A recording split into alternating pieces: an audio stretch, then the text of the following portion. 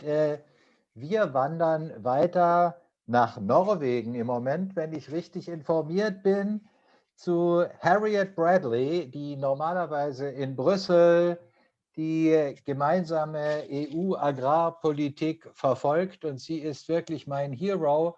Sie hat gerade während das Parlament und der Ministerrat darüber abgestimmt haben, und sie haben fürchterliches beschlossen. Harriet wird uns das gleich im Einzelnen erklären, mit einer Kaskade von Tweets sowohl die Abgeordneten als auch die Minister regelrecht auseinandergenommen. Harriet Bradley von Birdlife, bitte, your turn. Thank you. Yeah, thanks a lot for having me. Yes, and indeed, we like to tweet a lot, working for a bird organisation. So yeah, I work for Birdlife. It's the global nature conservation NGO, and I work on agriculture policy. So I'm going to talk about our campaign to withdraw the cap. The next slide, please.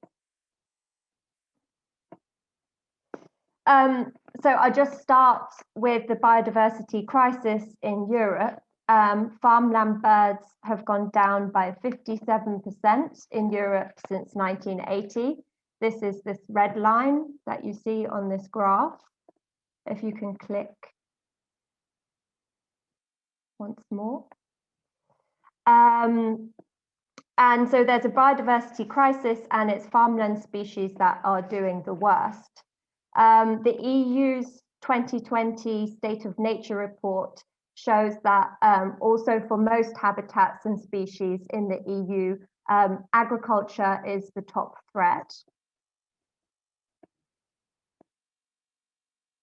The screen seems to have gone off. Yes, if you can click once more. So this is agriculture down here. So the intensive, really production-focused agricultural model has been destroying habitat for wildlife, and is a major source of greenhouse gas emissions and other environmental problems. And there's also huge social costs to our current farming system, such as the obesity epidemic and the massive loss of small farms in Europe. Next slide. So how do we fix this? So to do this, we have to look at EU farm subsidies, that's known as the EU's Common Agricultural Policy, or the CAP. Almost 39% of the EU's budget goes to the CAP. Most of this big green chunk at the bottom goes to income support, which is paid per hectare of land that you own. And a quarter goes to rural development. So that's that other significant chunk to the left, marked in red. By comparison, this leaves a tiny amount of direct funding for the environment in the EU, this little sliver called the Life Fund. So basically, there is a huge pile of agricultural subsidies in the EU. It's 387 billion euros to 2027, and so how this money is spent is going to be really critical to whether we are able to deal with the biodiversity and the climate crises in the decade to come. Yes, the next slide, please. So currently, most of the CAP money goes to these per hectare income payments, which are paid regardless of practices. So there's very little environmental conditions attached to them. And because they're paid per hectare, they're also mainly amalgamating to the biggest farms. So 80% of the money goes to 20% of the recipients. And this graph is from a study, this graphic is from a study last year showing that most of the CAP money is going to the most intensive and the most profitable regions in Europe with the most greenhouse gas emissions, and that hardly any money goes to the poorer and to the more sustainable and extensive farm regions. Next slide. So yes, how do we fix the CAP? It's reformed every 7 years. And in 2018, the Commission came with a budget proposal, which was really mainly a business as usual proposal, or potentially worse, because it gave even more flexibility to the member states to spend the money how they like. So sorry, next slide.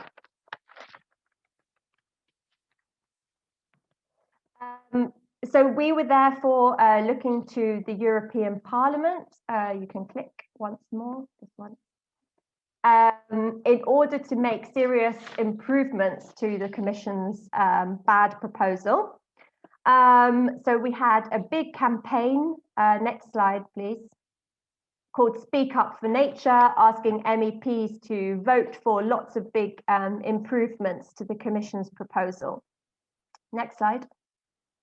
Unfortunately, about a week before the vote last October, a deal was made between the three main groups in the European Parliament, which went even further weakening the environmental aspects of the Commission's proposal.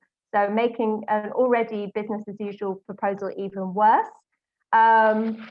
Yes, the next slide. The outrage about this deal and people wanting this deal to be voted down led to this massive outpouring of mobilization by citizens. Greta Thunberg got active, lots of other Fridays for Future activists, not just in Europe, but across the world, were calling for MEPs to vote this deal down. However, unfortunately, it went through. This is where we come to withdraw the cap, because given that the council also agreed a deal which weakened the environmental aspects of the Commission proposal, there's very little scope for a final agreement that is in line with the EU's Green Deal and that can solve the climate and biodiversity crisis, not drive it even further. So, next slide. So we're calling for the European Commission to withdraw its current proposal for the CAP and to come up with a new one that's in line with the European Green Deal. Click once more. We sent a letter with 27 other NGOs calling on the Commission President to do this. You can click again. And Fridays for Future also have online petition and campaign to withdraw the cap. Click again, and they've been protesting outside the European Commission buildings. And today we move, launching also another push to get people to call to the Commission to withdraw the proposal. And the link to that should be in the chat. Okay, final slide. Final slide. So where to go next? So we're organising a conference on the 17th of February. So please mark this in your calendars. It's to bring together scientists, activists, journalists, and others to connect and join in the action on how to make the CAP more in line with the European Green Deal. And the link to this should all be in the chat. And we really hope to see you there. Thank you. Thank you, Harriet. Thank you very much indeed. And the complementary to Harriet's presentation now will be Matteo Metta from ARC 2020. You probably don't know that even though the Parliament and the European ministers have not yet agreed on the deal, and we still hope that it will be withdrawn, the governments all over Europe already have started the process of implementing the not yet done deal. And Matteo Metta will explain to us how the governments can use the new delivery mechanism, as it is called, of the national strategies to implement the common agricultural policy. He watches it and he will help you to influence your governments in the future. Please, Matteo, go ahead. Yes, grazie, buonasera a tutti. Yes, I think Harriet was right. The European framework of the new CAP reform is very weak. the letter C of the Common Agricultural Policy is seriously under question. If you can move to the next slide, please.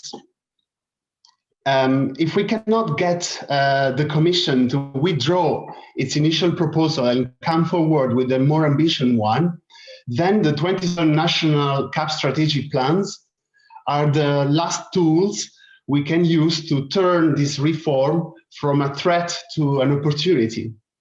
Yes, we are in a key moment where these 27 national CAP strategic plans are being designed, but even if we are not happy with their initial shape, we should never give up. These plans will be every year reviewed and amended, so our action must persist. Next slide, please. The national CAP strategic plans will contain interventions supporting, on one hand, farmers' income and market support, and on the other, rural development and rural areas. For the first time, these two pillars will be merged under one single managing authority. The question is, will they both come out stronger after this merging, or will one prevail over the other? And this isn't just a question about the future. This is happening now in the negotiations at the European level. We need to defend, especially our rural policy, for the interests of rural citizens, rural services, infrastructures, and jobs. Next slide, please. In the national CAP strategic plans, we expect public money being more targeted and towards farmers who respect ambitious conditions. Mainstream representatives at European level are trying to lower down the level of ambition of these conditionalities, but we can still push the level up in the national CAP strategic plans. For instance, we can increase the space that agricultural land should dedicate to nature. Next slide, please. In the next national CAP strategic plans, we expect public authorities being more fairer when they distribute resources towards farmers. We want public money being more targeted towards farm labor, agroecological practices, and traditional farming methods. Next slide, please. Many times European politicians argue that we should appreciate more the diversity of the farming systems in the EU. But how can we not acknowledge that different farming systems are in competition with each other? A traditional olive grove in one area is competing with a different modernized, mechanized, and monocultural olive grove in another area. And we should make sure that the farming system should be not forced to compete with each other. Next slide, please. In the national CAP strategic plans, we can make sure that the new eco-schemes are effective. Eco-schemes are a novelty in the Pillar 1. They are annual payments for farmers who practice agroecology, organic farming, high nature value farming. Many countries like Italy are still opposing a minimum budget allocated to eco-schemes. Even if the co-legislators at EU level manage to allocate a minimum budget, let's say 20%, we can still push our national governments to increase this minimum share in the national CAP strategic plans. More than the budget itself is how these eco-schemes will be designed. As things stand, eco-schemes are a Pandora box. We don't know what's coming out from them. So we need to make sure that the money goes towards ecological practice instead of greenwashing intensive farming practices. Next slide, please. With the national CAP strategic plans, the member state can support producer organizations in any agricultural sectors, dairy, olive, wine, honey. Can we make sure that this support goes towards agricultural cooperatives or consumers, farmers corporations? We want to make sure that this important share of the CAP budget goes especially towards the producer organizations where farmers of any age own the means of marketing and take the net benefits of the food value chain. Next slide, please. Finally, the CAP strategy plans are not only national, but they have a strong regional and local involvement and component. We should be, especially in countries like Italy, Germany, France, Spain, Portugal, we need also to look beyond the European borders and reduce the negative effects that each national strategy plans have on forestry and food systems abroad. We need to create a transnational cooperation with rural areas from Russia to the UK to share our common territorial strengths and face common challenges. Next slide, please. Our 2020 will continue to analyze and the CAP strategic plans and push for a better CAP with the support of Good Food, Good Farming campaign and all the national coalitions from Germany, France, Italy, Poland, the Netherlands, Spain, and so on, the Czech Republic. We are enthusiastic, we want to cooperate, and we want the voice of the civil society to be heard. Please follow us, and if you have any question, please join in the breakout room with Harriet. Thank you. Grazie, Matteo. Thank you, Prego, Matteo. And we move on here to the Slow Food Youth. Adele and Elia will present to us an action they have designed as well as the Slow Food Youth Academy. Please, Adele and Elia. Hallo. Hi. Oh. Genau. Hallo zusammen. Ich darf mit der eine Projekt anfangen. Das ist leider nicht unsere Präsentation. Vielleicht. Oh ja, das ist die nächste Präsentation. Ja, die ist Hier haben wir zugenommen. jetzt einen. Red doch ruhig schon mal vor dich hin und warte nicht auf die Präsentation. Ich ja? mal an. Also ich bin Adele und Katrin, die ein bisschen Sprecher spricht, hat mit mir das Projekt aufgebaut. Wir sind beide bei Slow Food Youth Berlin politisch aktiv und wir setzen uns für ein faires, sauberes, gutes Essen ein, wie, glaube ich, viele Leute, die heute dabei sind. Und ja, das genau. Unsere Aktivismus haben wir während den Lockdowns in Deutschland online umgestellt. Und genau, was haben wir denn gemacht und wie haben wir das gemacht? Um regionale Produzenten in der Lockdown-Situation zu unterstützen, haben wir Boxen mit verschiedenen Lebensmitteln zusammengestellt. Und die Produkte, die in den Boxen waren, haben wir danach zusammen mit den Teilnehmern und Erzeuger gemeinsam in einem Videocall, wie der heutige, zusammen verkostet. Genau, unsere Projekt haben wir genannt die Taste at Home Box. Nächste Folie bitte, ich kann leider das selbst nicht machen. Genau, super, perfekt. In jeder Box, es gab ungefähr 8 Produkte, die von 4 bis 5 Produzenten gemacht worden sind. Und wir sehen da hier auf unserem Screen, klein Beispiel, links ist Jonas aus einer Brauerei in Berlin, in der Mitte leckeres Brot aus Brotwerk. Dazu waren noch Ziegenkäse, Schokolade und Marmelade, die nicht da auf die Fotos sind. Bei der Produktauswahl, es war uns sehr wichtig, lokale Unternehmer unterstützen zu können, aber auch die Geschichte von kleinen Betrieben in die Städte wie Berlin zu verbreiten und natürlich Erzeuger, die Leidenschaft an deren Beruf haben, kennenzulernen und genau. Und wir hatten eine ganz gute Mischung auf Menschen und unterschiedliche Berufe dabei. Bäcker, Brauer, Käserin, Winzerin, Landwirtin, Koch und natürlich die liebe Teilnehmer. Nächste Folie bitte. Genau, perfekt. Da seht ihr unsere schön gepackten und ausgepackten Boxen, die wir mit ganz viel Liebe einzeln zugemacht haben. Dafür haben wir alten Weinkiste gebraucht.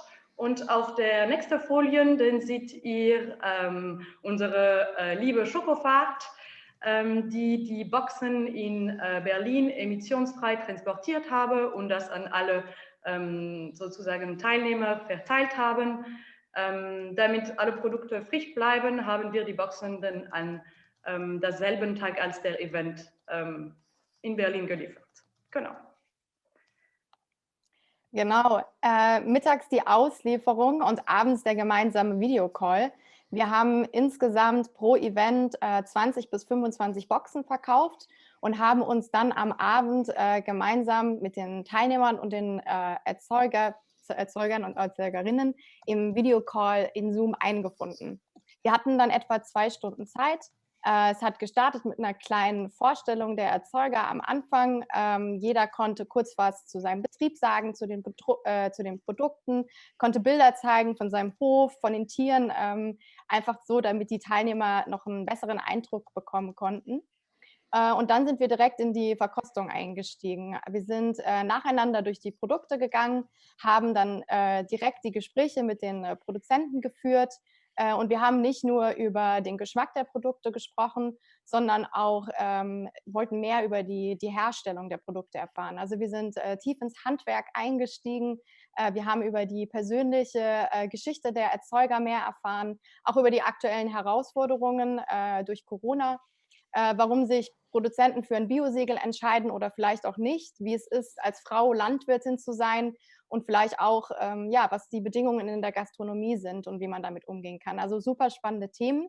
Die Teilnehmer hatten in der Zeit den Chat, in dem sie Fragen stellen konnten, die wir dann auch versucht haben, direkt in die Diskussion mit aufzunehmen. Und am Ende des Calls gab es Breakout-Sessions, wo wir in kleinen Gruppen nochmal mehr und intensiver in die Themen eingestiegen sind und die Teilnehmer auch nochmal ihre Fragen loswerden konnten. Unser Fazit, es war super cool, wie viele Leute wir erreicht haben. Wir haben zwar 20 bis 25 Boxen nur verkauft, aber die wahre Anzahl der Teilnehmer war viel größer, weil die Teilnehmer sich teilweise mit ein paar mehr Leuten vor dem Bildschirm getroffen haben und dann zusammen die Produkte verkostet haben. Also wir haben bis zu 70 Leute pro Event erreicht. Und was besonders schön ist, auch über die Slow Food Universumsgruppe hinaus, also vielfältige Menschen, die auch noch nicht so nah an dem Thema dran waren. Wir haben dafür gesorgt, dass mehr Wertschätzung für die Produkte entsteht, für mehr Verständnis, auch für das Handwerk, was dahinter steht und letztendlich die Konsumenten mehr mit den Erzeugern wieder in Kontakt gesetzt. Und ja, nicht zuletzt würde ich sagen, haben wir es geschafft, ein spaßiges und lehrreiches Event in diesen Corona-Zeiten zu schaffen, das einem einen schönen, abwechslungsreichen Abend beschert hat. Und besonders schön vielleicht an der Stelle auch zu bemerken, dass uns die Digitalisierung an dieser Stelle näher gebracht hat und wir es geschafft haben, die Konsumenten, die eben zum großen Teil in der Berliner Innenstadt sitzen, mit den Produzenten zu vernetzen, die oft in Brandenburg außerhalb von Berlin sind. Genau, und in dem Sinne auch unser Aufruf an alle. Wir freuen uns, wenn ihr solche Aktionen auch bei euch durchführt. Ich glaube, man sieht daran, dass man immer irgendwas aus der Situation machen kann und sich auch so weiter für gute Lebensmittel einsetzen kann und für mehr Bewusstsein, für mehr gute Lebensmittel in unserer Gesellschaft. Also meldet euch gern bei uns. Wir sind auch noch im Breakout Room verfügbar. Super. Danke, Katrin. Danke, Adele. Ganz toll.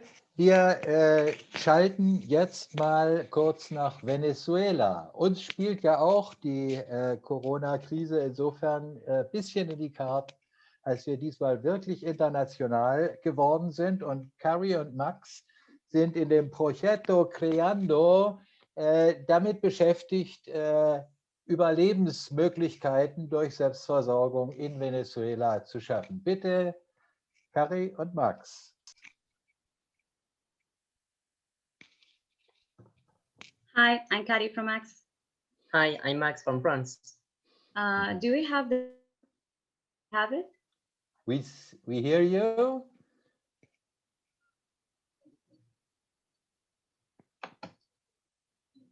Yes. Yeah. Okay. So we live in Venezuela and we started a social project here 1 year ago. As you may know, the situation here is very hard. It has by far the highest inflation rate in the world. The country suffers a severe gasoline shortage, what leaves us with no transportation, getting to the point where sometimes people die because there is not an ambulance to take them to the hospital. And food can get rotten because farmers cannot take it to the cities. Added to that, it exists It exists a shortage of water, gas, and also we spend sometimes more than 8 hours without power. It was all those problems added to the climate crisis that made us start Co-Creando, a social project to promote sustainability solutions and help people in the country. We say Co-Creando, which means co-creating, because working and creating with others is the only way we can create change. We seek a transition to a world based on the values of the indigenous paradigm of Buen Vivir, which is an indigenous philosophy that entails a worldview that differs from the Western world and that aims, as we do, to create a world where we can coexist in harmony. In front of the situation that Carrie mentioned, we think that the best answer is to fight for food justice. We don't just want to help people to get food on their table. We want to cultivate another future. We want to encourage and help people to create vegetable gardens. And we have been doing this since last year. We have already transformed an abandoned land into a productive and agroecological vegetable garden. We started just the two of us, but the interest of the families around the land grew as a seed. They help us finish cleaning the land, and we work together to create 4 raised beds for each family. We also help other families with their garden. We donate seeds to local farmers and people that want to grow more food. We also created a community nursery to grow plants. And I think we have it here in the presentation. It was made with the help of a lot of volunteers. We have grown there more than 700 edible plants that we have donated to people in the city and to 4 community gardens. When we have a donation day, it is the occasion for us to speak about our problems. I'm trying to pass the presentation to the next slide, but it doesn't work. So there we have a picture of the nursery, and there in the donation day. So in the donation day, we have the occasion to speak about our problems, like garbage in the street, the loss of fertile land, food insecurity, and we also talk about the solutions we propose, agroecology, solidarity, and a harmonious coexistence. The greatest achievement while doing this was that we were able to motivate the people to start a transition group that is now part of the international transition movement, a group that is now in charge of the activities in this nursery and in the community compost zone that we also started. Why is this great? Because our goal is that people from the community take charge of this kind of projects and show them that they can be part of the solution. We also started a program with 20 families in very precarious situation. Our Pacas is different from other humanitarian organizations because we want to link immediate help with sustainable and agricultural help. The plan is to empower the community so that they can get their own food through the garden. This is a 3-month program. First, we give them a workshop to teach them how to grow food using agroecological practices. We donate a food bag every month during the 3 consecutive months of the project, and also an agricultural kit with seeds and tools to help them start their garden. We're really glad to see that the reception is very positive. We started this program in December, and the families have already prepared their raised beds, and soon they are going to start transplanting the seedlings. With cooperation, we can fight for a green future with autonomy and justice. Every time we do a workshop, we like to be clear about the fact that we are not experts in these topics. We didn't study anything related to agriculture, but this didn't stop us. And this allows us also to show people that we don't need to be experts to be part of the solution and co-create change. Thanks for taking the time to listen to us. Thanks to the other amazing projects that are part of this reunion for what they are doing. And we hope more and more people will start soon cultivating another world. Bye. Bye-bye. Bye-bye. Thank you very much. Greetings to Venezuela. Und wir gehen weiter ins Wendland zu den Ackerlaken, die von Bettina Niebuhr vorgestellt werden und die etwas mehr als nur eine solidarische Landwirtschaft sind. Bitte, Bettina, dein Turn. Ja, hallo, wir sind die Ackerlaken aus Kaulitz. Wir sind nicht im Wendland, Ach. aber wir sind die Nachbarregion des Wendlands, die Altmark. Entschuldigung. Danke für die Einladung euch. Ja, und stellvertretend für viele andere Akteure wollen wir euch heute unsere Idee eines essbaren Dorfes vorstellen. Ja, und inspirieren, selber tätig zu werden auch. Genau. Jetzt gut. Ja, jetzt soll es eine Folie. Ah, es funktioniert, super. Ja, also unser Dorf heißt Kaulitz und liegt, wie eben schon gesagt, in der Region Altmark. Das ist im Norden von Sachsen-Anhalt. Und ja, unter dem Titel Essbares Kaulitz wollen wir verschiedene Initiativen und Projekte zum Thema Ernährungssouveränität bündeln und sichtbar machen. Und es gibt einige Projekte und Initiativen, die schon umgesetzt sind und auch funktionieren. Das sind zum einen der Lecker e.V. mit einem Pizza-Kollektiv, die Obstbaum-Initiative, die zum Beispiel gemeinsame Pflanzaktionen an der Dorfstraße und auf der Streuobstwiese organisiert. Dann verschiedene Selbstversorgergärten, die solidarische Landwirtschaft, eine Imkerei und etliche private Obst- und Nussbäume. Und weitere Ideen, die zum Teil auch im Aufbau sind, ist zum einen das Anlegen von Naschhecken. Das heißt, dass entlang von Spazierwegen Beerensträucher gepflanzt werden sollen, die dann für alle zur Verfügung stehen. Dann soll es eine offene Wirtschaftsküche geben mit integrierter Backstube. Und es gibt die Idee von Schildern für jeden Haushalt mit dem Logo Essbares Kaulitz. Und diese Schilder können dann an Gartenzäunen montiert werden und auf diesem Wege NachbarInnen dazu einladen, Gemüse- und Obstüberschüsse abzuholen oder zu ernten. Genau, hier seht ihr den Dorfkern von Kaulitz und auf dem unteren Bild ist der Kuhstall. Ja, vor einem Jahr habe ich diesen Kuhstall mit 3 Freundinnen zusammen gekauft. Das ist ein ehemaliger LPG-bewirtschafteter Kuhstall gewesen, der jetzt 30 Jahre leer stand. Und wir wollen dem Ganzen jetzt als Kuhdamm Kaulitz neues Leben einhauchen. Bam!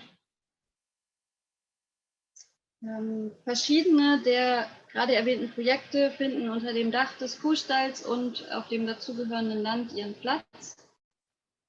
Und gleichzeitig sind die Projekte in der weiter gefassten Region mit verschiedenen Initiativen verbunden, so zum Beispiel unsere Solar-Wie im Hilfenetzwerk.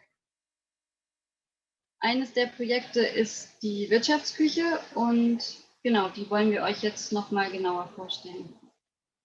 Da unten seht ihr die laufenden Bauarbeiten, also im Moment Abrissarbeiten und ganz allmählich beginnt der Rückbau sozusagen. Und eine Außenansicht der Wirtschaftsküche. Ja. Genau, unsere Idee ist, eine Großküche auszubauen, in der Obst und Gemüse auf verschiedene Art und Weise verarbeitet werden kann, also haltbar gemacht werden und Brot gebacken und von der aus so Veranstaltungen wie Küche für alle stattfinden können. Und ein wichtiger Bestandteil der ganzen Idee ist der Dörrapparat. Der liegt hier schon zwischen Tür und Angel. Damit kann Dörrobst hergestellt werden, Fruchtleder, Gemüsechips, Suppenbrühe, Kräutersalz, Kräutertees und so weiter und auch Saatgut nachgetrocknet zum Beispiel. Genau, und da sehen wir auch auf allen möglichen Höfen immer wieder auftretende Überschussmomente, gute Lösungen, also sinnvolle Lösungen, die Überschüsse einfach haltbar zu machen, die in dem Moment zu viel sind, aber im Winter wertvoll. Genau, und zur Verfügung stehen soll diese Wirtschaftsküche sowohl KleinunternehmerInnen als auch gemeinwohlorientierten Strukturen, wie zum Beispiel schon das genannte Höfenetzwerk oder der Freie Fluss, aber auch Privatpersonen oder Vereine.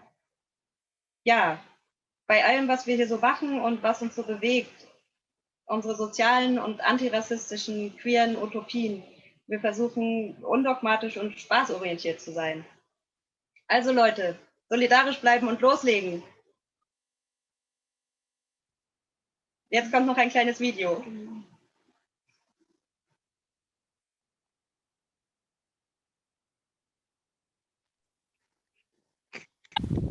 Ihr seid friedlich, was sind wir? Ackerlaken, Ackerlaken, hey, hey, hey! Hey, cool, super, vielen Dank, Ackerlaken. Danke euch, dass ihr Weiter. Action macht da. Und ich sage nie wieder Wendland, ich sage nur noch Kaulitz. Ja. Nein, das gehört alles zusammen. Also, Genau, alles zusammen und wir gehören jetzt auch alle zusammen und machen wieder einen großen Sprung in die USA zu Ray Archuleta, der dort eine Soil Health Academy macht mit Landwirten und er ist der Protagonist eines tollen Films, der heißt Kiss the Ground und da geht es darum, möglichst viel Humus im Boden aufzubauen. Please, Ray Archuleta, it's your turn.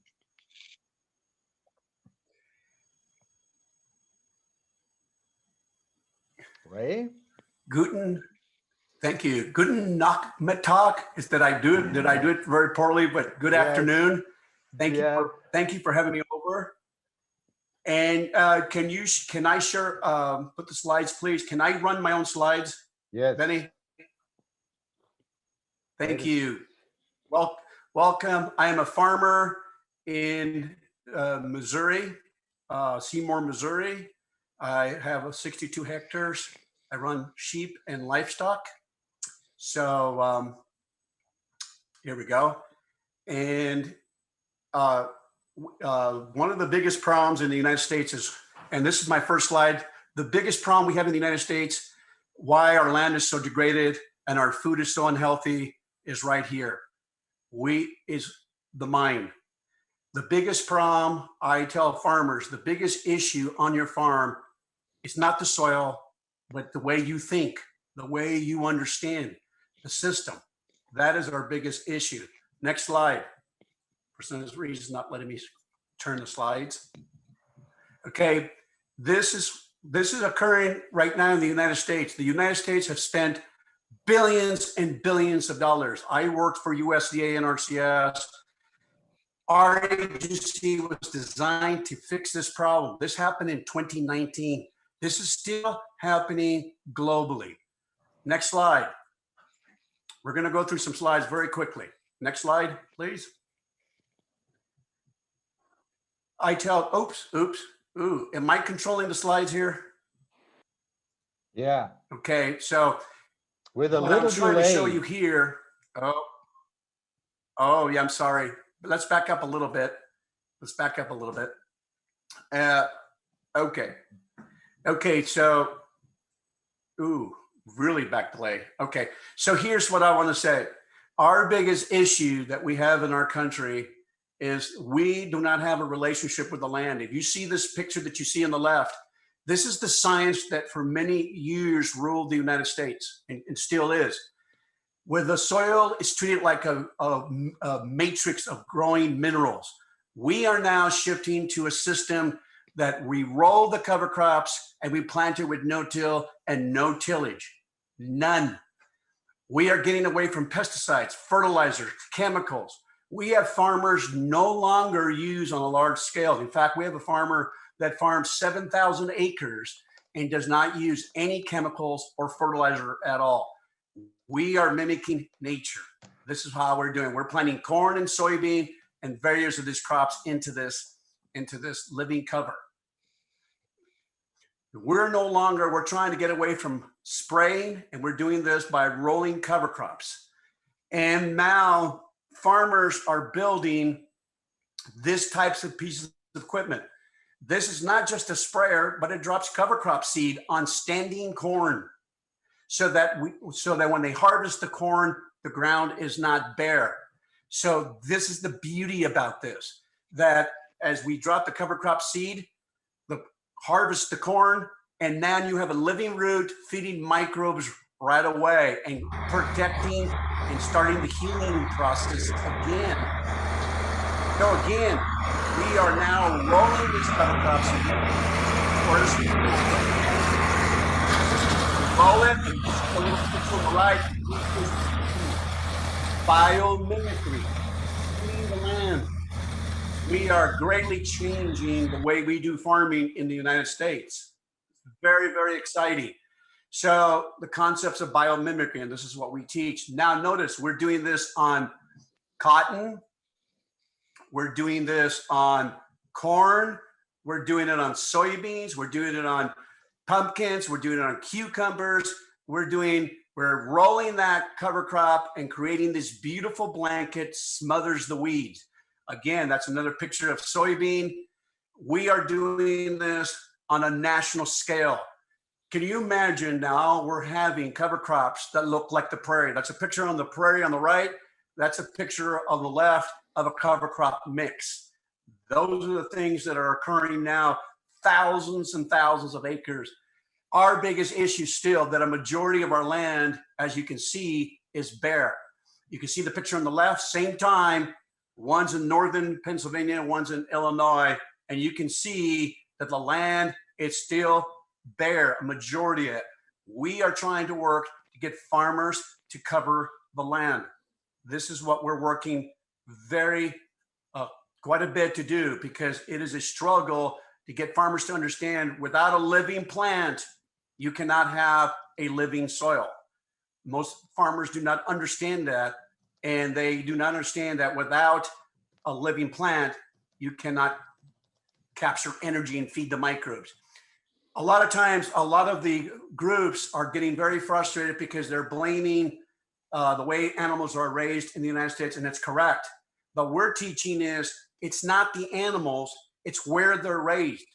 We're teaching how to use cows and mimic the buffalo and the bison. And look what is occurring in the United States, what we're doing by doing biomimicry, mimicking nature.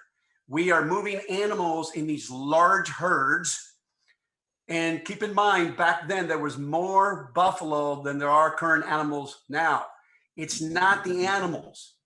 It is how we work with them and how we bring the healing. This is Chihuahua, Mexico. Currently now, it takes 100 hectares to run one cow. This is Mexico.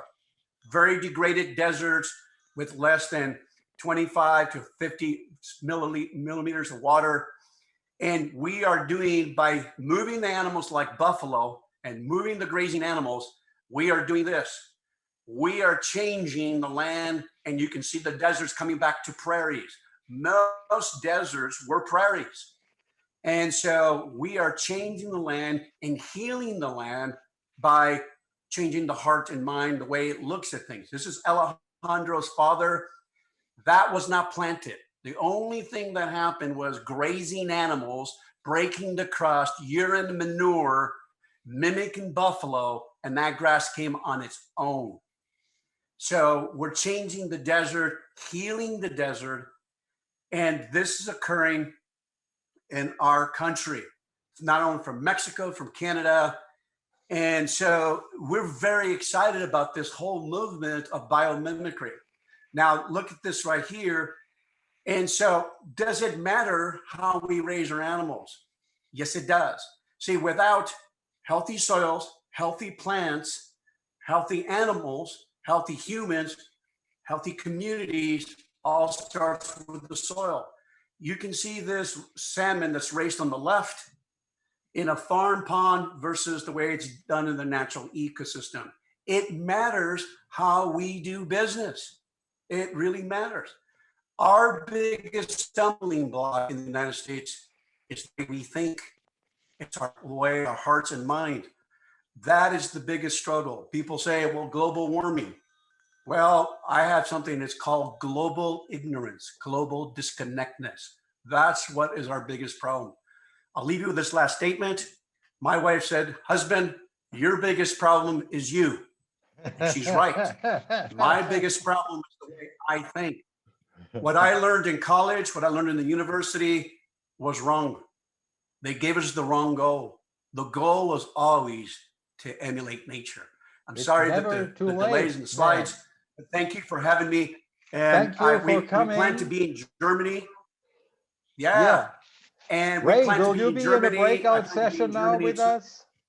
Will you join a breakout Yes. session now for more details? Wonderful. Ich Yes. möchte euch allen den Film Kiss the Ground empfehlen, in dem ihr Ray auch sehen könnt. Ist einfach zu googeln. Aber jetzt sehen wir den aktuellen Film der heutigen Trecker-Demonstration, wenn ich das recht sehe.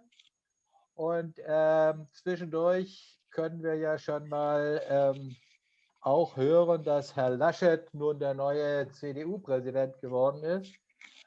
Aber wir gehen jetzt direkt rüber zum Video vom heutigen Tage, richtig? Ja, hier kommt es.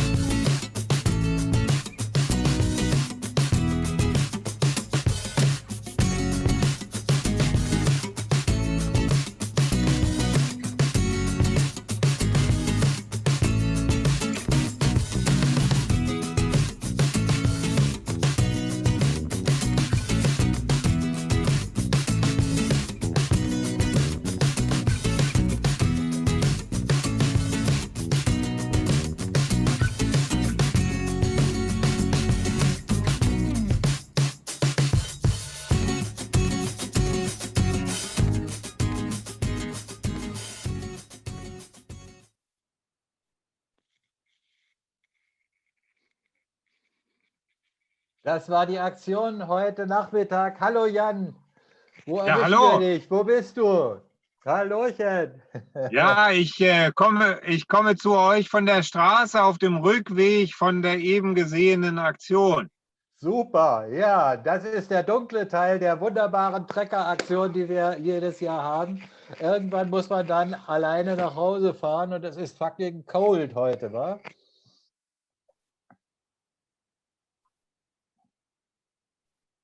Ja, aber wir haben eine starke Aktion erlebt. Wir waren ja leider nur stellvertretend da für die vielen Zehntausenden, die letzten 10 Jahre immer mit dabei waren. Und wir haben, glaube ich, 2 sehr starke Bilder geschaffen. Das eine konnten wir sehen. Wir haben vor der Parteizentrale eine grüne, positive Spur über die etwas verfahrenen letzten 15 Jahre der CDU-Politik gefahren, weil wir sagen wollen, es muss unbedingt was passieren in Sachen Artenschutz, in Sachen Biodiversität, in Sachen sozialer Gerechtigkeit. Und weiterhin konnten wir dann so viele eindrucksvolle Fußabdrücke von den vielen, die nicht kommen konnten, aufhängen auf Wäscheleinen vor dem Kanzleramt. Das war eine tolle Sache und ich hoffe, dass wir damit im nächsten Jahr und danach was erreichen. Wunderbar. Wo bist du denn jetzt mittlerweile angekommen? Ja, ich bin jetzt ungefähr in der Gegend Helmstedt und ja, das ist also nicht mehr so weit. Das ist ja schön.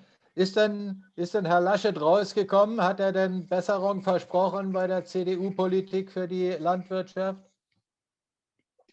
Ja, leider waren die ja sehr beschäftigt und es war überhaupt nichts zu sehen von wegen rauskommen. Ich glaube, das war auch nicht geplant, aber ich denke, die tollen Bilder werden die Herrschaften schon erreichen.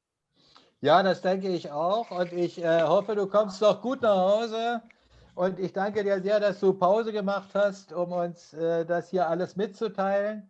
Wir sind hier eine sehr gemütliche, wilde internationale Runde und machen das Beste aus Corona, indem wir kreuz und quer über unseren Planeten fahren.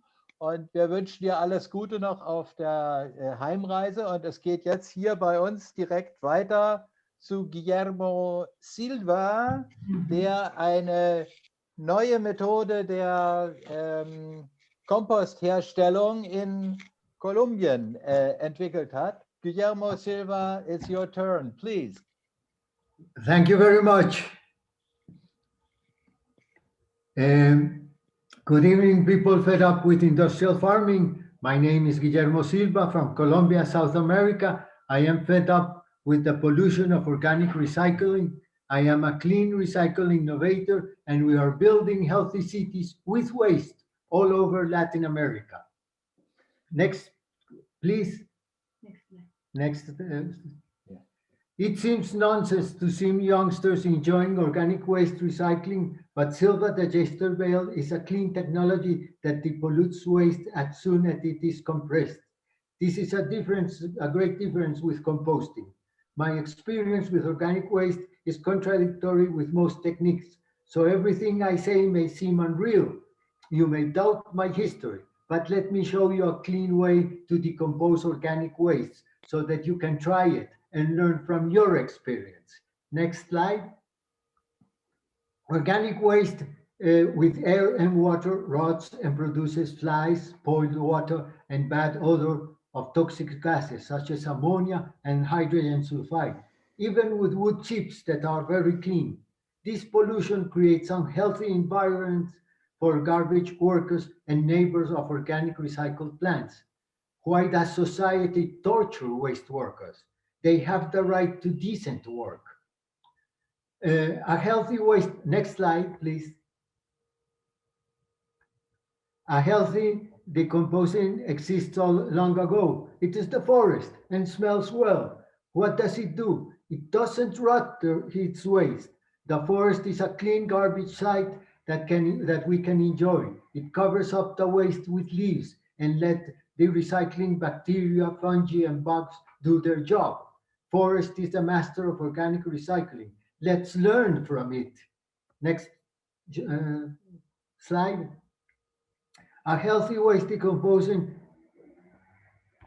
the digester bale develops a healthy decomposition of organic waste like the forest with the same organisms. This colonizes the bacteria, the bale naturally as soon as the waste is compressed in any green area, even in the middle of the city. They transform it into organic fertilizer without any pollution. The digester bale avoids harmful effects on people. Decent work is something necessary. Next slide. The digester bale is a block of organic waste covered with garden waste in a 50-50 proportion. All the waste is compressed by hand and feet in volumes smaller than 500 kilograms by cubic meter. It is something simple and efficient.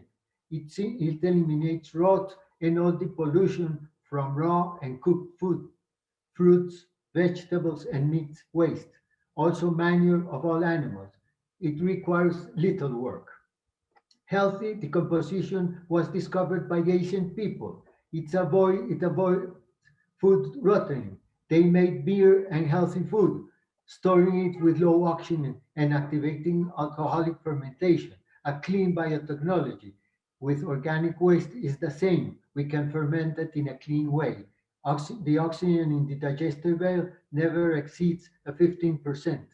Alcoholic solid fermentation is the initial process of the digester bale. Ardila and Cano, two local researchers, found in 2015 no ammonia, no methane, and no hydrogen sulfide. No health damaging bacteria or gases. 78 kinds of bugs were identified. They are recycling bugs and predators, indicating a balanced ecosystem. Alcohol and vinegar evaporate so that leachate and methane are not produced.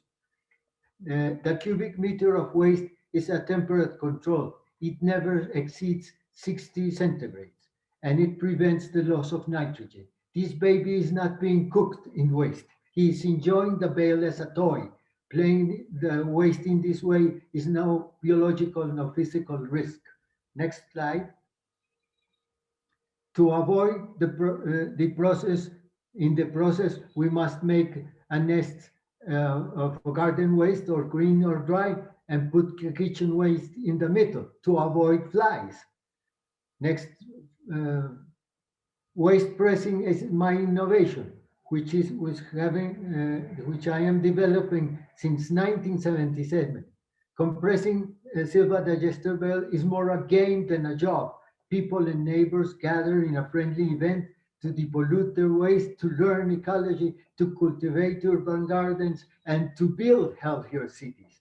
The digester bale are replacing the important gathering that we had in the campfire. Right now, it is a wide open movement through all the American continent with more than 1,000 followers in pirate urban agriculture. Next slide, please. Digester bales are an excellent opportunity for environmental education. With kids, it transforms in a festival learning gathering. Next slide. If you want to plant in the digester bale, you can end it at 30 centimeters of height or at 1 meter, and you put just a little bit of soil on the top and you start your garden. But if you don't plant, the bale will produce its own garden. Next slide. It is a wild garden, completely, even in the middle of a city, a marvelous opportunity to use, to recover our ecosystem. Many thanks to Soup and Talk, to Alexandra, Benny, and Kent, and the audience that waited all this time. Yeah, many thanks to Guillermo for bringing this to us. Thank you very, very much. And I move on. Alle, die Soup and Talk schon länger kennen, werden sich schon gefragt haben, wo bleibt The 15th Garden? The 15th Garden ist ein Stammgast bei unserem Soup and Talk, und unter dem Titel Remember Idlib ist jetzt unsere Kollegin Julia Bartal am Start. Bitte, Julia. Yes, a long-term guest we are. Can you hear me well, everybody? I hope so. So we are since 5 years at least, I think, present at the Soup and Talk, because we are also present at the Wir haben es satt demonstration. And that is the case because Wir haben es satt is 10 years old today. And also 10 years old today is the Syrian revolution that started in the March of 2011. And now I have a problem that the slide is not moving. I think a problem some others have faced before. Don't get nervous, don't get nervous. Oh, now we are way too far. Exactly. Okay. Just click once and wait for things to happen. Trust the technology. Trust the technology, that is difficult from time to time. Not a good advice, I admit. So the question of food sovereignty was a very central issue in all of the revolutionaries' ideas of this uprising by the civil society in the relation to the political understanding of food, because it was a revolution started by a lot of peasants, by farmers, by the rural areas, but also it became a very sad necessity when hunger was being used as a weapon of war to break the Syrian population and all the communities who stood up for their freedom and dignity. And some of you might have seen the banner behind me, which is a banner that is also going along with us since a lot of years, with the main slogan of ours, food is not a weapon, because in Syria, people, communities, and cities were besieged and starved into submission. And as an answer to that, the 15th garden started, and now again, the slides, I touched it only once, are not moving. Maybe the moderation can take over if that's, oh, okay, there we are. And it was really very quick process. Within months, when we met the first time in the March of 2014, within 2 months, it spread throughout all of Syria. It was thousands of projects of food sovereignty. It was urban gardens in cities under siege, where there was really hundreds of thousands of people starving in the cities, and strategies had to be found very quickly to sustain people and to smuggle seeds into these areas. It was seed banks, it was seed extraction training, but it was also in the rural areas. It was local farmers networks in the communities. It was community supported agriculture. It was community waste management and fertilizer production, and so many different aspects. And knowledge exchange throughout the network was always a main issue, exchanging the knowledge from one city to another, from one besieged area to another. And the slides keep on not moving. But the response by the government, by the Syrian regime towards all of the Syrian communities was extreme. And every place that a community needs to survive was targeted constantly. That was hospitals, that was schools, that was living places, systematic targeting of the communities themselves. But of course, it was also the food places. I think, so I'm getting offered in the chat, yes, please just move the slide every 2 or 3 seconds, then we're good with the timing. That would be great. So this is an image of a vegetable market in the city of Marat and Numan that I visited when I smuggled myself into Syria in 2013. So just one image of all of these places that have been bombed, food places as well. And everything was crushed in front of our eyes and in front of the eyes of the whole world watching. This is the last days of the southern neighborhood of Yarmouk, which is one of the founding members of the 15th Garden Network, with one of the most amazing urban gardens, feeding 18,000 people under siege. And this is when it was finally crushed by the regime. So a lot of people and our network has been destroyed, and the people of the network have been displaced. And but people still struggle and people keep it up, even though we have to watch so many losses. The last people that have been displaced were some farmers just days before last year's Soup and Talk. They were on the road while we were on Soup and Talk last year. And they were displaced to northern Idlib, and they had to leave behind the seed bank they built, the bakeries, the school for children, the school for farmers, and the old varieties of wheat grain, of old ancient Syrian wheat grains.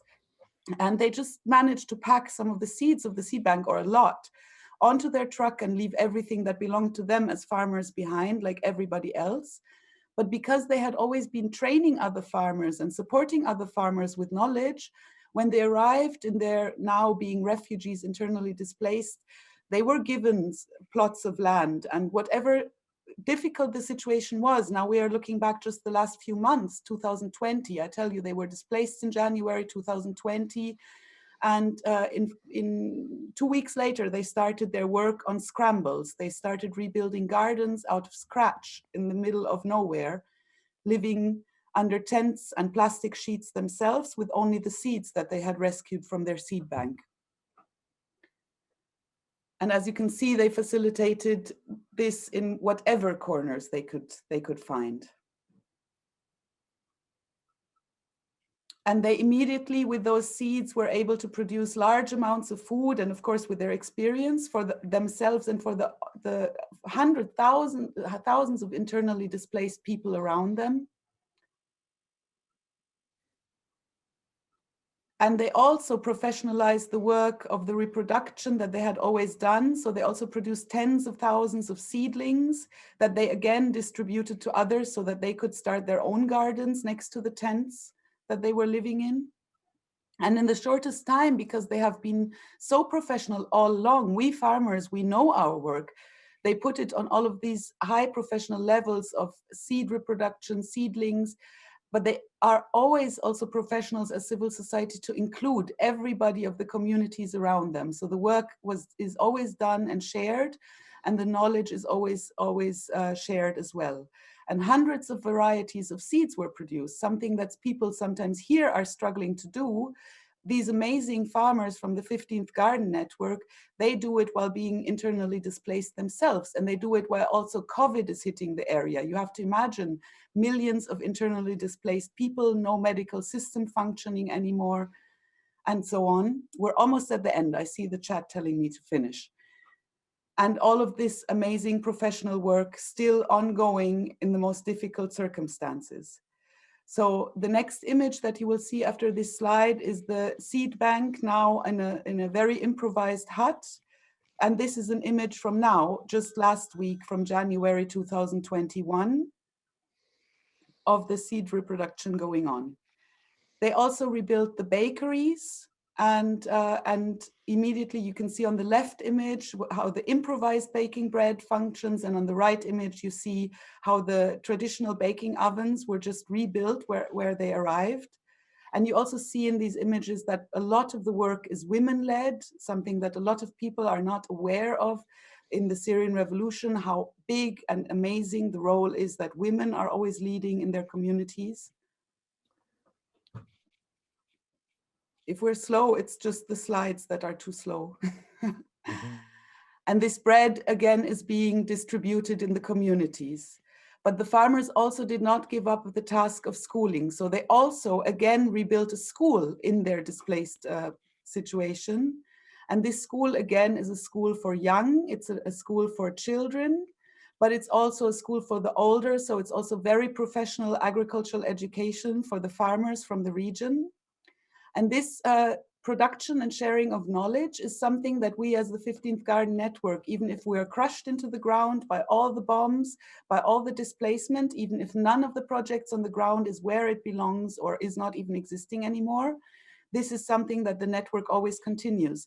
And just one tiny example of it was these images from the films. You'll have the links in the chat that we have professionally dubbed into Arabic.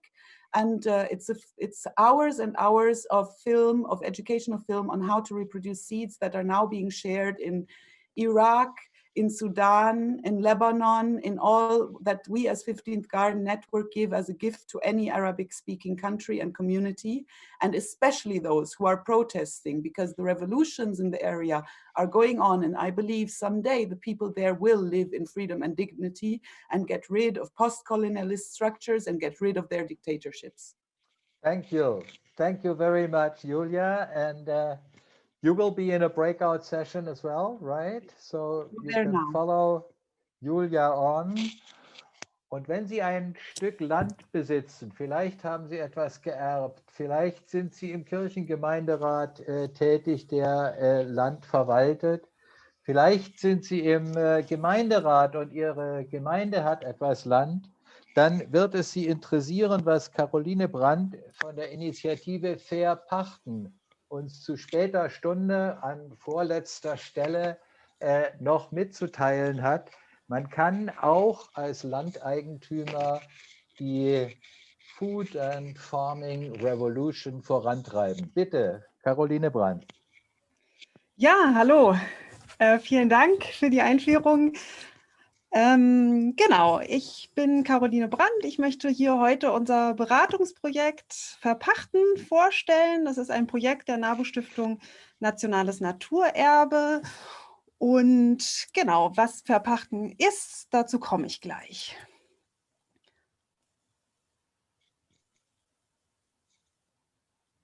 Hier etwas Verzögerung im Weiterschalten. Siehst du? Ist ja, da. Gut. Dann. Okay, unsere Agrarlandschaft muss nicht so aussehen.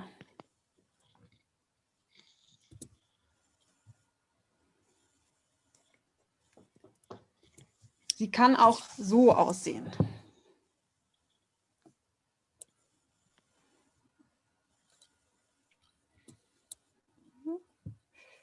Ja, es kommt hier nur verzögert.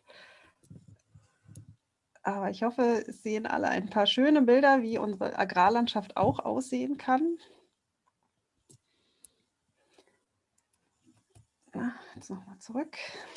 Okay. Ja, so, bei dem Bild, genau. Also, wir alle wissen, die Biodiversität in unserer Agrarlandschaft, um die ist es nicht gut bestellt. Es sieht nicht gut aus mit der Biodiversität in unserer Agrarlandschaft. Viele Arten gehen zurück. Es fehlen die Lebensräume in der intensiven Agrarlandschaft. Ja, und es muss etwas getan werden, das wissen wir alle.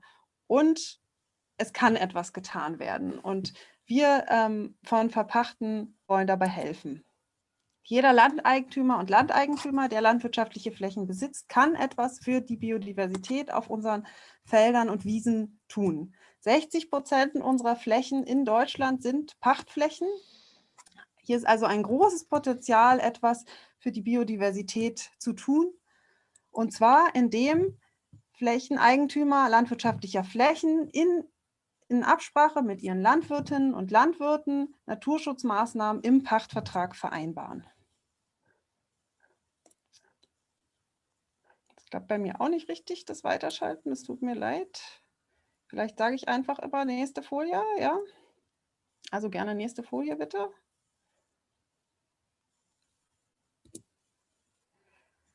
Es kann zum Beispiel im Pachtvertrag vereinbart werden, eine naturschonende Bewirtschaftung ohne Pestizide, oder es kann vereinbart werden, in Absprache mit den Landwirtinnen und Landwirten die Anlage eines Blühstreifens oder eines blühenden Ackerrandstreifens, oder aber auch ist die Möglichkeit, zum Beispiel eine vielfältige mehrgliedrige Fruchtfolge im Pachtvertrag zu vereinbaren, oder aber auch auf Grünlandflächen eine naturschonende Bewirtschaftung von den Wiesen- und Weideflächen, die zum Beispiel die Möglichkeit ermöglicht, für Vogelarten dort auf diesen Flächen zu brüten.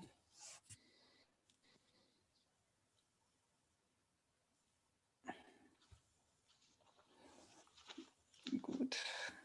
Und zwar, wir von Verpachten helfen dabei, indem wir eine kostenlose Beratung anbieten für alle, die landwirtschaftliche Flächen verpachten und sich mehr Natur auf diesen Flächen wünschen und sich wünschen, Naturschutzmaßnahmen im Pachtvertrag zu vereinbaren. Verpächterinnen und Verpächter, das können beispielsweise Privatpersonen sein, wie du und ich. Das können aber auch Kommunen oder Kirchengemeinden sein, die häufig auch viele Hektar landwirtschaftliche Flächen besitzen.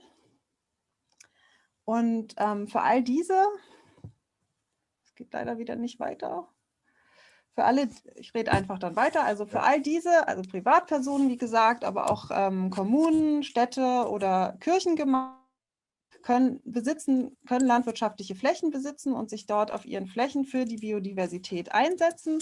Und für all diese sind wir von Verpachten da und bieten eine kostenlose Beratung, welche Naturschutzmaßnahmen, von denen ich eben kurz erzählt hatte, auf den jeweiligen Flächen sinnvoll sind, und wir helfen, wie diese im Pachtvertrag vereinbart werden können. Das ist sozusagen unser Angebot von Verpachten, dass wir dort unterstützen und beraten, kostenlos und individuell, jeden Einzelnen. Und wenn ihr euch jetzt sagt, das ist total schön, das Angebot, und es ist eine gute Idee, sich so einzusetzen für die Biodiversität auf unseren landwirtschaftlichen Flächen, dann aber sagt, was kann ich denn tun? Ich selbst besitze kein Land, dann bitte ich euch, sprecht eure Freunde an, eure Verwandten, Bekannten. Es zeigt sich immer wieder, ganz viele, auch Privatpersonen, besitzen landwirtschaftliche Flächen. Vielleicht habt ihr jemanden im Bekanntenkreis, der landwirtschaftliche Flächen besitzt, und erzählt ihnen von Verpachten, oder aber setzt auch in eurer Kommune oder in eurer Kirchengemeinde das Thema naturschutzfachliche Verpachtung auf die Tagesordnung und genau, und ratet dort, sich bei Verpachten zu melden und sich beraten zu lassen. Gerne könnt ihr auch auf unserer Homepage unsere Flyer bestellen und diese an entsprechende Verpächterinnen und Verpächter, die ihr kennt, im Freundeskreis, Bekanntenkreis, weitergeben. Genau, es heißt, ihr seht, es kann etwas getan werden. Helft dabei, Verpachten zu verbreiten, meldet sich, verbreitet, verpachten. Jeder kann sich bei uns melden. Wir beraten gerne. Und ich möchte nun abschließend noch mal ganz kurz einblenden lassen unseren Teaser von unserem neuen verpachten Erklärfilm, der auch auf unserer Homepage sichtbar Caroline, ist. den überspringen wir heute und du erklärst allen aber, was es mit dem Verpachten auf sich hat in der Breakout-Session. Das ist, glaube ich, wichtiger, als noch einen Werbefilm zu machen. Wir sind weit über der Alles Zeit, klar. Du auch. Und Dann, wir haben noch einen letzten wunderbaren Beitrag. Der ist uns vor ein paar Stunden erst reingekommen. Wir hatten sie eingeladen, wir hatten nichts mehr von ihnen gehört und dann haben sie sich aber doch gemeldet. Marwa Talan von Green Gold in Bagdad wird unseren heutigen Soup and Talk abrunden. Marwa, are you there?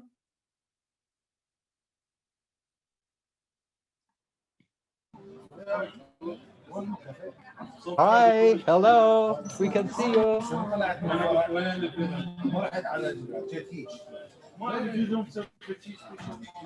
Hi. Hello. Hello, how are you? Fine, how are you? Here is the I'm Marwa presentation. from Iraq. Yeah. Do you hear me? Yes.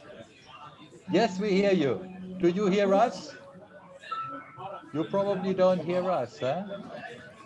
It's okay. We are.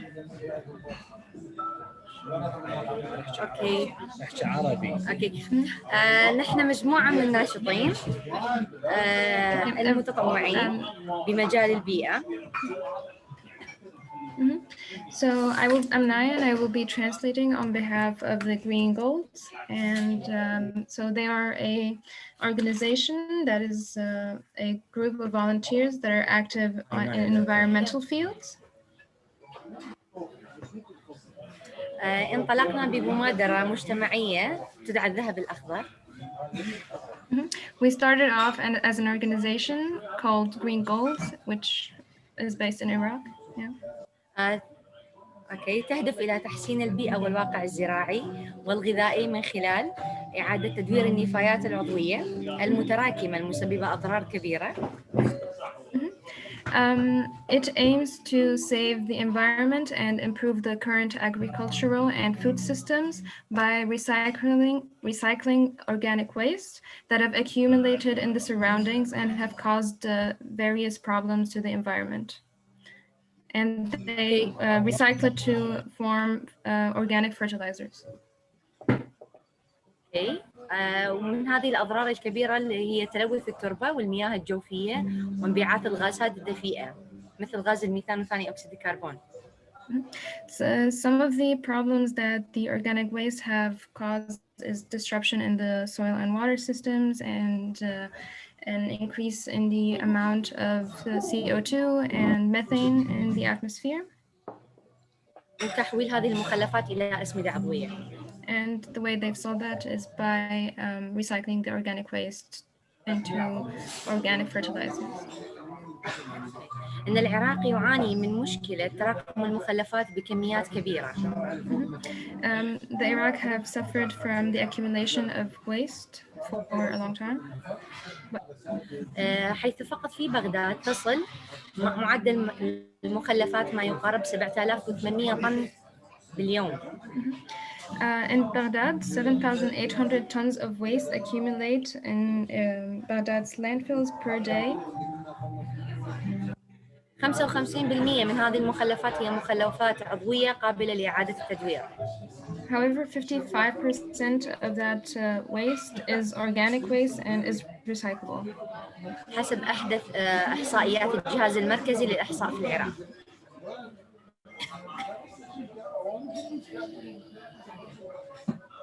True opening statistical report of the body of statistics in Iraq. بدأنا بفكرة مشروع لإعادة تدوير هذه المخلفات وإنتاج الأسمدة العضوية بشكل يدوي بسيط. So we started by recycling organic waste by hand to produce organic fertilizers. طريقة التخمير الهوائي. Through air fermentation of the organic waste. وكانت تجربتنا حسب فحوصات دائرة البحوث الزراعية. According to the studies by the Research Center for Soil and Agriculture in Iraq, تبين أنه نسبة المادة العضوية فيه they have found that the percentage of organic matter produced can reach up تصل إلى 82%. Can reach up to 28%. وتعتبر هذه نسبة جيدة جدا تنافس الأسمدة المستوردة بالسعر والجودة. Accordingly, we can deduce that organic fertilizers are a good competitor against imported fertilizers in terms of their quality and price. كمثال على سعر الأسمدة العضوية المستوردة من هولندا، المستورد يصل $3 per kg. For example, organic fertilizers that are imported from the Netherlands cost about $3 per kilogram, whereas the بينما يمكننا توفير الكومبوست $1، مما يساهم بشكل كبير في تشجيع المزارعين على التوجه للزراعة العضوية وتنمية الاقتصاد الأخضر. Whereas the locally produced organic fertilizers that are made in Iraq, they cost $1 per kilogram, and by relying on the locally produced fertilizers, farmers can move to more organic farming practices and encourage the economy to become more greener. أوكي، مرحبا، أنا حيدر. رافقنا خلال تجربتنا العديد من النشاطات، أهمها مشاركتنا للشباب في ساحات الاحتجاج بإقامة حملات للتنظيف وحملات للتشجير. Okay, so this is Arya.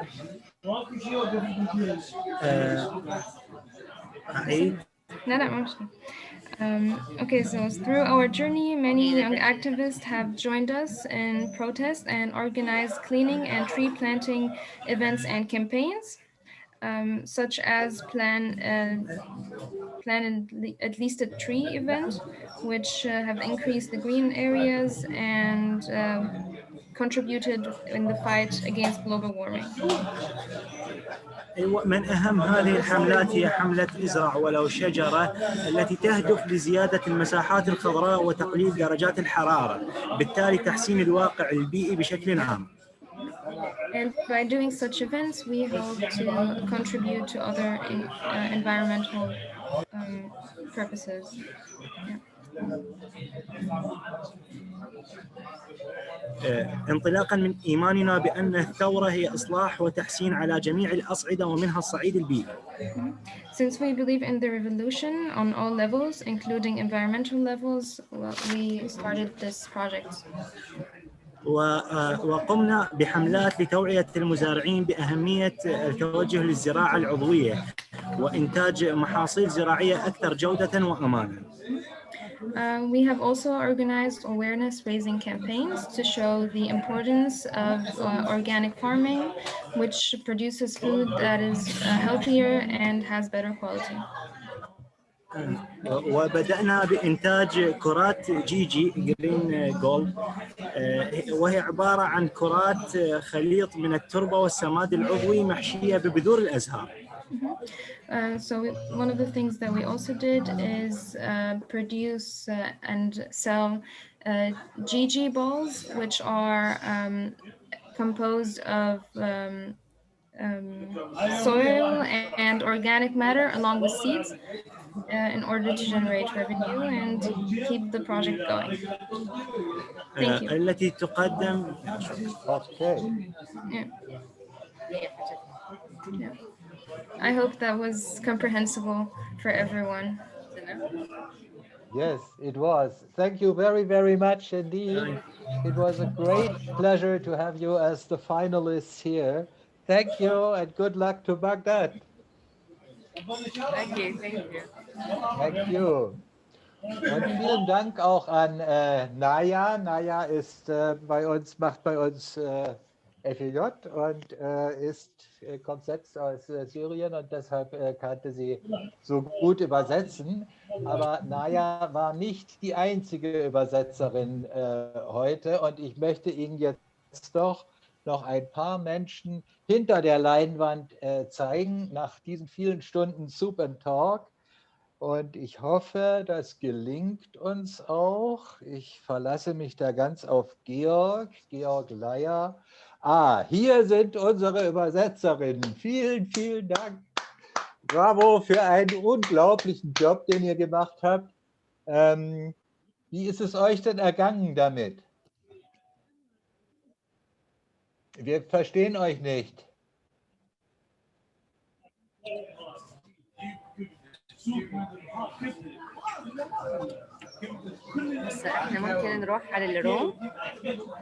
Jetzt kann ich euch verstehen, weil ich auf Englisch gestellt habe. Ja. Wie war es für euch heute? Eine anstrengende Session, nehme ich an.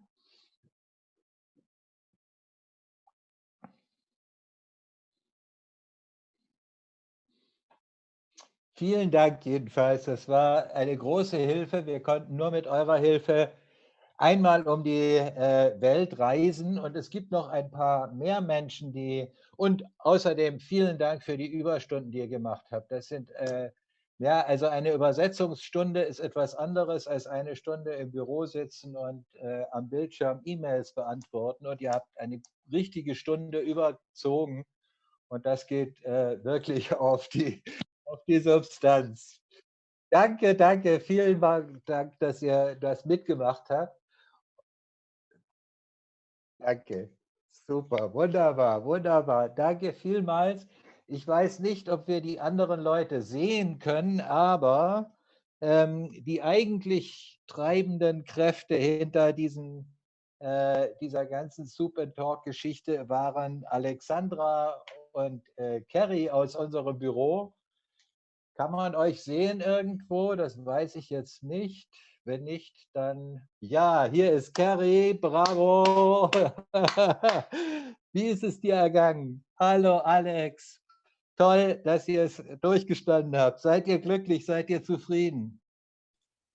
Auf jeden Fall.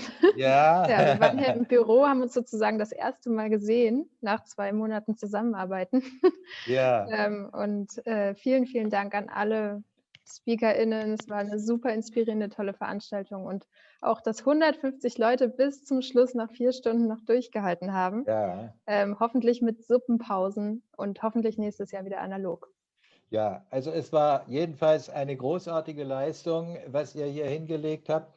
Die Sache mit der Remote Control der eigenen Präsentation, daran arbeiten wir bis zum nächsten Mal noch. Aber ansonsten hat wirklich jeder Einsatz funktioniert. Ich hätte das nicht für möglich gehalten. Und ihr habt wirklich eine Wahnsinnsleistung hingelegt. Vielen Dank. Und auch allen, die so lange dabei geblieben sind, möchte ich ganz herzlich danken dafür. Und wir beschließen unseren heutigen Soup and Talk selbstverständlich wie immer mit einer Geschichte von Matthias Stührwoldt, dem großen Literaten unter Kühen, der uns diesmal auch per Video seine Geschichte mitgebracht hat. Und ich hoffe, wir sehen uns bald wieder. Bitte, bevor ihr geht, schickt uns noch euer Feedback. Wir sind vor allen Dingen auch an der Frage interessiert, ob man dieses Format vielleicht einmal mehr im Jahr machen sollte und nicht nur während der Demonstration, aber da sind wir ein bisschen darauf angewiesen, ob euch das auch Spaß machen würde und ob ihr da wieder mit dabei wärt. Mir hat es großen Spaß gemacht. Ich bin jedes Mal richtig überwältigt von all diesen wunderbaren Initiativen. Das gibt so eine Kraft für den Rest des Jahres, zu sehen, wo überall es brodelt, wo überall etwas gemacht wird, etwas entwickelt wird, etwas Neues entsteht. Und von daher gehe ich jetzt dann auch mit einem sehr guten Gefühl über zum Genuss von Matthias Stührwoldt. Bitte. Tschüss. Wir gerade schon versucht haben, meiner Tochter das Handy aufzufressen. Gibt es jetzt noch eine Geschichte, einen Klassiker aus meinem allerersten Buch, Verliebtreck erfahren. Diese kleine Geschichte heißt Bäuerliche Badezimmer. Wir hatten neulich eine Feier im Haus, ein großes, wildes Fest. Und es hagelte Komplimente. Das erste bekam die Liebste. Ein früherer Zivi-Kollege von mir sagte, als er noch sprechen konnte, du bist die hübscheste Mutter von 5 Kindern, die ich kenne. Ein Schweigen, ein angestrengter Blick ins Leere, dann, du bist aber auch die einzige Mutter von 5 Kindern, die ich kenne. Die Liebste meinte zwar, den zweiten Satz hätte ich sparen können, aber da kam schon das nächste Kompliment. Einer sagte, als er vom Klo kam, noch nie habe ich in einem Bauernhaus ein so geschmackvoll eingerichtetes Badezimmer gesehen. Normalerweise gibt es dort nur grüne Kacheln und dann hängt da der Top-Agrarkalender. Ich ging erstmal aufs Klo, um zu gucken, was da so besonders sein soll. Alles war wie immer. Weiße, rote und blaue Fliesen, WC, Dusche, Waschbecken, alles normal. Dazu eine Wand in gewischtem Blau, ein nur angedeuteter weiblicher Akt, eine Bildplatte der Beatles, Abbey Road, die sie über die Straße latschen, ein Design-Tamponspender aus Schweden, meine Werner-Comics, die Bauernstimme, einige Pflanzen, einige Bücher. Schließlich soll man sich hier wohlfühlen, auch an diesem Ort. Obwohl, und das sei hier deutlich gesagt, es nichts als ein bösartiges Gerücht ist, dass ich hier oft den halben Tag verbringe und etwa Goethes Wahlverwandtschaften hier gelesen hätte, und zwar in einem Zug. War es allerdings, dass ich einst ganz unschuldig in spannende Lektüre vertieft auf dem Klo saß. Plötzlich klopfte es. Draußen stand eine meiner Töchter mit dem tragbaren Telefon in der Hand und rief, Papa, hier ist eine Frau am Telefon mit so einem komischen Namen, Ministerium oder so. Kackst du noch lange oder kannst du ans Telefon gehen? Als ich diese Frau Ministerium später wieder anrief, sagte sie, ihre Tochter macht ja schon tollen Telefondienst.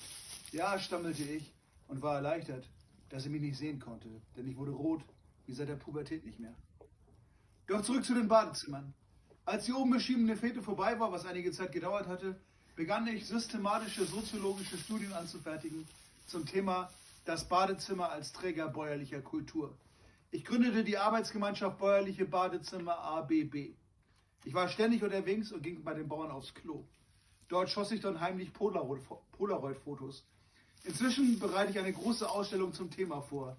Arbeitstitel Wo die Wurst hängt. Bauern und ihre Badezimmer. Eins kann ich jetzt schon sagen. Das Bauernklo ist besser als ein Ruf. Was nicht bedeutet, dass man dort keine skurrilen Entdeckungen machen könnte. Doch ganz so trostlos wie in Detlef Bucks unvergessener Filmszene. Er sitzt auf dem Klo, von Fliegen umschwirrt, den Misthaufen im Blick und ruft, Oma, Papier ist alle! Ganz so trostlos sieht es nicht aus. Allerdings ist eine deutliche Vorliebe für kuschitfarbene Fliesen nicht von der Hand zu weisen, wobei die Farbtöne je nach Futteration von Maissilage hellbraun bis Frischwiesen dunkelgrün variieren. Oft wachsen auf den Fliesen auch nur Rohrkolben, Enten fliegen vor herbstlichen Bäumen. Oh, grandiose Motivkacheln. Neulich, bei den Eltern eines Freundes, ein Fund von nicht abschätzbarer archäologischer Bedeutung. Ein aktueller Reifeisenkalender, aber als einzige Lektüre ein Exemplar von Das Beste aus Reader's Digest, Februar 1983, Titelthema Sex in der Sowjetunion, ein Tabu? Ich klaute es, jetzt liegt es auf unserem Klo. Dort, wo es vorher lag, ist es durch eine aktuelle Ausgabe von August 1986 ersetzt worden. Nur bei meinem Nachbarn, dem Junggesellen, habe ich noch nicht fotografieren können. Als ich zuletzt da war, traf ich ihn bei der Reinigung des Bades. Er stand darin, mit Gummistiefeln und Melkerschürze angetan und betätigte den Hochdruckreiniger. Oh, du putzt, rief ich ihm zu und er antwortete, ja, ich habe gerade die Küche abgespritzt, da habe ich gedacht, machen wir das Badezimmer gleich mit. Es war neblig dort. Ich kann gar nicht mal sagen, ob er Motivfliesen hat. Morgen fahre ich wieder hin, um mir irgendwas auszuleihen oder so, unter irgendeinem Vorwand. Diese Ungewissheit, sie lässt mir einfach keine Ruhe. Liebe Leute von Soup & Talk, ich freue mich darauf, dass wir uns hoffentlich nächstes Jahr wiedersehen, live und in Farbe in Berlin. Diesmal nur online. Macht's gut, wir sehen uns, bleibt auf dem Lande. Alles Gute, bis dann, tschüss.